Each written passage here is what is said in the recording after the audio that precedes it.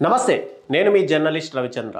ఒక రాష్ట్రానికి ఒక ఉప ముఖ్యమంత్రిని ఎందుకు పెట్టుకుంటారు? ముఖ్యమంత్రి లేని సమయంలో పాలనా విధమైనటువంటి ఏవైనా నిర్ణయాలు తీసుకోవాలంటే ముఖ్యమంత్రి తర్వాత అంతటి స్థాయిలో ఉండడానికి ఉప ముఖ్యమంత్రి పదవి అనేది పెట్టుకుంటూ వస్తారు. కానీ ఇక్కడ ఆంధ్రప్రదేశ్లో ఒక విచిత్రం జరుగుతుంది. అదేంటంటే ఉప ముఖ్యమంత్రిగా ఉన్నటువంటి పవన్ కళ్యాణ్ని పూర్తిగా సైడ్ చేసే ప్రయత్నాలు జరుగుతున్నాయి.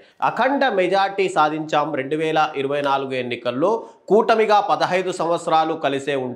ఒక కుటుంబంలో మనస్పర్ధలు ఎలా వస్తాయో అలాగే ఒక కూటమిలో మనస్పర్ధలు వచ్చినా కూడా వాటన్నింటినీ మేము సొల్యూషన్గా ఆలోచించి వాటిని 15 సంవత్సరాలు ఇదే కూటమి మరోసారి అధికారంలోకి వస్తుంది అని చెప్పి పదే పదే చెప్తూ ఉన్నటువంటి పవన్ కళ్యాణ్ని ఇక నీ అవసరం మాకు లేదు, నీవు అక్కడ ఉండాల్సిన అవసరం లేదు కూటమిలో అనే విధంగా ఇక్కడ ప్రయత్నాలు జరుగుతున్నట్లుగా అయితే మనకు స్పష్టంగా కనిపిస్తున్నాయి. కూటమి ఏర్పాటు కావడానికి కానీ ఇప్పుడు 2024 ఎన్నికల్లో అత్యధిక స్థానాల్లో మెజార్టీ స్థానాల్లో గెలుపొందడానికి కానీ ఎవరు అత్యంత ప్రముఖ పాత్ర పోషించారు అంటే ఆంధ్రప్రదేశ్లో ఉన్నటువంటి ప్రతి ఒక్క ప్రజానికానికి తెలిసిన విషయం, ఇటు పవన్ కళ్యాణ్ చొరవతోనే కూటమి ఏర్పాటయ్యింది అని చెప్పి.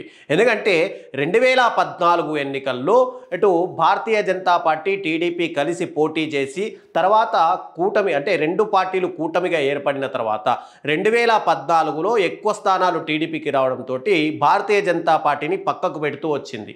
తర్వాత 2019 ఎన్నికల సమయంలో మేము సింగిల్గానే పోటీ చేస్తాము అని చెప్పి భారతీయ జనతా పార్టీకి సంబంధించినటువంటి అధిష్టానాన్ని ధిక్కరించి గతంలో 2019 ఎన్నికల సమయంలో మోడీ కుటుంబ సభ్యులను కూడా ఇన్వాల్వ్ చేస్తూ ఎలాంటి అంటే మాట్లాడలేని మాటను కూడా గతంలో చంద్రబాబు నాయుడు మాట్లాడారు.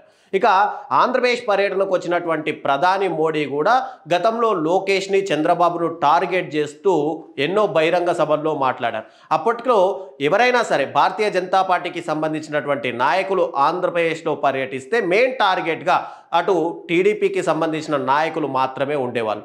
కానీ వాటినన్నింటినీ కూడా పరిష్కరిస్తూ ఎప్పుడైతే చంద్రబాబు నాయుడు స్కిల్ డెవలప్మెంట్ కేసులో అరెస్ట్ అయి రాజమండ్రి జైల్లో ఉన్నప్పుడు తాను తన భుజస్కంధాలపై వేసుకొని అటు భారతీయ జనతా పార్టీ టీడీపీకి రెండిటి మధ్య మనస్పర్ధలు ఉన్నా కూడా వాటన్నింటినీ కలుపుకొని వెళ్ళాలి అని చెప్పి ఖచ్చితంగా వైఎస్ఆర్సీపీ ఓటమికి నేను నాంది పలుకుతానని చెప్పి పదే పదే చెప్పినటువంటి పవన్ కళ్యాణ్ అటు చంద్రబాబు నాయుడిని జైల్లో గలవడం, కలిసిన తర్వాత బయటికి వచ్చి ఇక రాబోయే రోజుల్లో భారతీయ జనతా పార్టీ కూటమిగా అటు టీడీపీతో కలిసి వెళ్తుంది అని చెప్పి ఆయన ఒక స్టేట్మెంట్ అయితే ఇచ్చారు. ఒకవైపు భారతీయ జనతా పార్టీ పెద్దలకు ఇష్టం లేకపోయినా సరే ఎంతో విధంగా ప్రయత్నించి అటు కూటమిగా ఏర్పాటు కావడానికి పవన్ కళ్యాణ్ ప్రముఖ పాత్ర పోషించారు. 2024 ఎన్నికల్లో కూడా అఖండంగా 100% స్ట్రైక్ రేట్ తోటి అటు తన పార్టీ ఎమ్మెల్యేలను ఎంపీలను గెలిపించుకుంటూ తాను కూడా గెలిచి ఇక్కడ కూటమిలో మెయిన్ పొజిషన్లోకి వచ్చారు.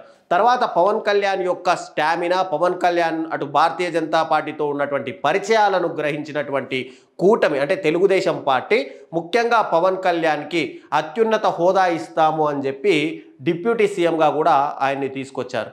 కానీ డిప్యూటీ సీఎంగా తీసుకొచ్చినా కూడా కొన్ని సందర్భాల్లో కూటమి పూర్తిగా అటు పవన్ కళ్యాణ్ని పక్కకు పెడుతున్నట్టు కనిపిస్తుంది. ఎందుకు కూటమి అనాల్సి వస్తుందంటే ఇటు చంద్రబాబు నాయుడు ఎలాంటి కార్యక్రమాలు శంకుస్థాపనలు చేసి బహిరంగ సభలు ఏర్పాటు చేసినా కూడా ఈ మధ్యకాలంలో ఎక్కడా కూడా పవన్ కళ్యాణ్కి ప్రాముఖ్యత ఉండట్లేదు అనడానికి రీసెంట్గా విశాఖలో జరిగినటువంటి సమ్మిట్ని మనం ఉదాహరణగా చెప్పుకోవాలి. ఆ సమ్మిట్లో ఎక్కడా కూడా పవన్ కళ్యాణ్ పేరు లేకపోవడం, పవన్ కళ్యాణ్ ప్రస్తావన లేకపోవడం, ఆయన కూడా ఆ సమ్మిట్కి హాజరు కాకపోవడం, ఇదంతా కూడా మెయిన్గా పవన్ కళ్యాణ్ని పక్కకు పెట్టడానికి ఇక్కడ టీడీపీ ఆలోచిస్తున్న విషయం. మరోవైపు ఎన్నికల్లో గెలిచిన తర్వాత పవన్ కళ్యాణ్ చాలాసార్లు ఢిల్లీ వెళ్ళారు. తనకు సంబంధించినటువంటి శాఖల్లో ఉన్నటువంటి డబ్బులకు సంబంధించి నిధులు తెచ్చుకోవడానికి కూటమి అప్పుడు భారతీయ జనతా పార్టీలో ప్రయత్నాలు చేశారు. అప్పట్లో పవన్ కళ్యాణ్ ఢిల్లీలో వస్తున్నాడు అంటే కేంద్ర మంత్రులు ఇమ్మీడియట్గా అపాయింట్మెంట్ ఇచ్చేవాళ్ళు. గతంలో మోడీ కూడా చాలా సందర్భాల్లో ఇతడు పవన్ కాదు, ఇది ఒక తుఫాను అంటూ ఆయన సంబోధించారు. పవన్ కళ్యాణ్ మీటింగ్లకు వస్తే పవన్ కళ్యాణ్ భుజాలపైన చేతులు వేస్తూ అటు మోడీ మాట్లాడిన సందర్భాలు కూడా చాలా ఉన్నాయి. కానీ ఈ మధ్య కాలంలో అంటే దాదాపు 17 నెలలు అధికారంలోకి వచ్చేయింది.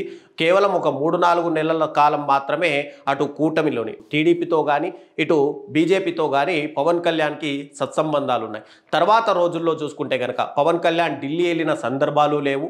ఇక ఢిల్లీ నుంచి ఎవరైనా పెద్దలు ఇటు ఆంధ్రప్రదేశ్లో పర్యటించినా, ఆంధ్రప్రదేశ్కి ఏదైనా కార్యక్రమాలకు వచ్చినా కూడా అటు లోకేష్ చంద్రబాబుని తప్ప పవన్ కళ్యాణ్ని ఎక్కడా కూడా పవన్ కళ్యాణ్ విషయం మాట్లాడిన సందర్భాలు రాష్ట్రంలో కనిపించట్లేదు. కానీ పవన్ కళ్యాణ్ మాత్రం ప్రతిసారి నేను ప్రభుత్వంలో భాగస్వామిని అని చెప్పుకోవడానికి లూలు మాల్ విషయంలో కానీ అటు అమరావతి రైతుల భూసేకరణ 2వ దశ దాని విషయంలో కానీ ప్రతి సందర్భంలోనూ నేనున్నాను అని పవన్ కళ్యాణ్ మాట్లాడుతున్నా కూడా ఇక్కడ ఎక్కడా కూడా పవన్ కళ్యాణ్ని దగ్గర తీసుకుంటున్న ప్రయత్నాలు మాత్రం పూర్తిగా కనిపించట్లేదు. నువ్వు సైడ్ అయిపో ప్లీజ్ అన్నట్టుగా దూరం పెడుతున్నట్టుగానే మనకు స్పష్టంగా కనిపిస్తుంది. ఎందుకు ఈ మాట అనాల్సి వస్తుందంటే ఒకసారి మోడీ గనక ఆంధ్రప్రదేశ్ పర్యటనకు వస్తే పవన్ కళ్యాణ్కి ఎంతంత ప్రాచుర్యత ఉండేది, ఆయన మీద ఎలాంటి అంటే మాట్లాడిన ప్రతి సందర్భంలోనూ పవన్ కళ్యాణ్ గురించి మోడీ విశ్లేషించి మాట్లాడేవారు. కానీ రీసెంట్గా 2 పర్యటనలకు ప్రధాని నరేంద్ర మోడీ వచ్చారు. ఒకటి జిఎస్టీకి సంబంధించి ఎలా పేదలకు ఉపయోగపడుతుందనే విషయంలో అటు ఆంధ్రప్రదేశ్లో కూటమి సర్కారు ఒక బహిరంగ సభ ఏర్పాటు చేస్తే దానికి ముఖ్య అతిథిగా వచ్చినటువంటి నరేంద్ర మోడీ అటు లోకేష్ దూరంగా ఉంటే కూడా తనను దగ్గరకు పిలుచుకొని మరి తనతో మాట్లాడారు. కానీ పక్కనే ఉన్న పవన్ కళ్యాణ్కి కేవలం నమస్కారం చేసి మోడీ పక్కకి వెళ్ళిపోయాడు.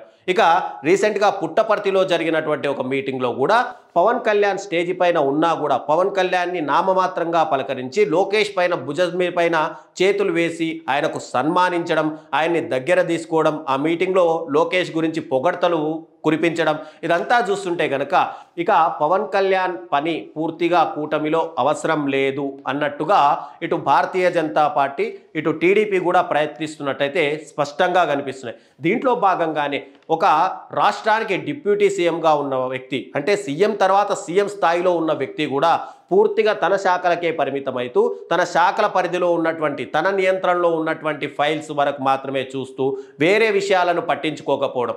గతంలో చూస్తే కనుక మనకు పవన్ కళ్యాణ్ ఎంతగా బయటికి వచ్చి మాట్లాడిన సందర్భాలు ఉన్నాయి. ఈ పీడిఎస్ బియ్యంకి సంబంధించి సీజ్ ద షిప్ అనడం, తర్వాత ఈ కల్తీ మద్యాలకు సంబంధించి మాట్లాడడం, తిరుమల లడ్డూ విషయం గురించి మాట్లాడడం. కానీ ఇప్పుడు ఎక్కడా కూడా పవన్ కళ్యాణ్ బయటికి వచ్చి మాట్లాడుతున్న సందర్భాలని వేళ్ల మీద లెక్కేసుకున్న పరిస్థితి వచ్చింది. అంటే కూటమిలో పవన్ కళ్యాణ్కి ప్రాచుర్యత తగ్గింది. ఇక్కడ పవన్ కళ్యాణ్ని పూర్తిగా పట్టించుకోవడం మానేశారు. 15 సంవత్సరాలు అధికారం తర్వాత కేవలం ఈ 3.5 సంవత్సరాలు ఇంకా అధికారం కొనసాగే అవకాశం ఉంది. ఈ 3.5 సంవత్సరాల్లో కూడా పవన్ కళ్యాణ్ని పూర్తిగా సైడ్ చేసి రాబోయే రోజుల్లో ఇటు టీడీపీ భారతీయ జనతా పార్టీ మెయిన్గా ఉండే అవకాశాలు ఉన్నాయి.